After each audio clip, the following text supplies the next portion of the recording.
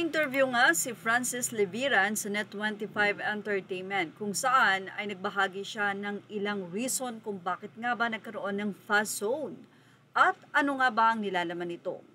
Anyway, ilan sa naibahagi ni Francis Leviran nang tanungin siya ni Pia Guanyo about sa ang P-pop ay hindi dapat maging K-pop ay ang pananamit dahil since siya isang fashion designer, ito ang nais na ibahagi ni Francis Leviran kasama ang SB19 sa kanilang concert yung pananamit ng SB19 na hindi dapat ito maging K-pop kundi doon ay mapakita na Pinoy pa rin sila at ito ay sariling disenyo ng isang Pinoy designer.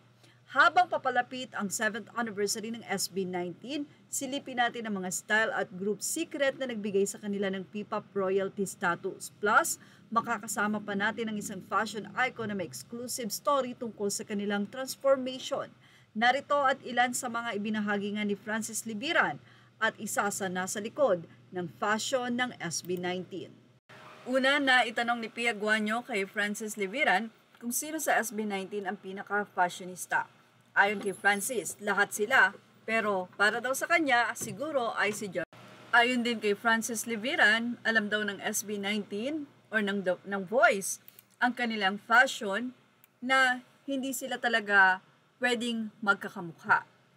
Natawa naman si Pia Guanyo nang sabihin ni Francis Leviran na may kanya-kanyang gusto or identity ang Voice or ang mahalima ang SB19 dahil ang isa daw gusto na nakalitaw ang chest, yung isa naman gustong nakalitaw ang braso.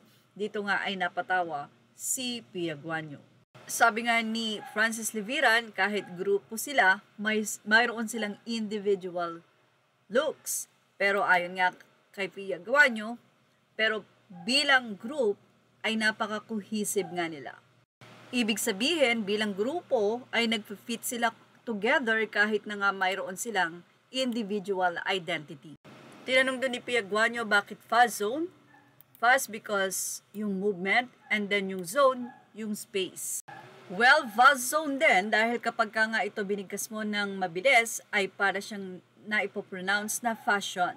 Sabi ni Pia, ang galing nga daw nung idea. But anyway, sabi nga ni Francis Leviran, ilan sa mga abangan ay yung hindi lang ito basta fashion show, hindi lang ito basta music, kundi napakarami pa nga pong best of the best ang di umano ay mapapanood sa nasabi nga pong nalalapit na concert ng SB19 with Francis Leviran.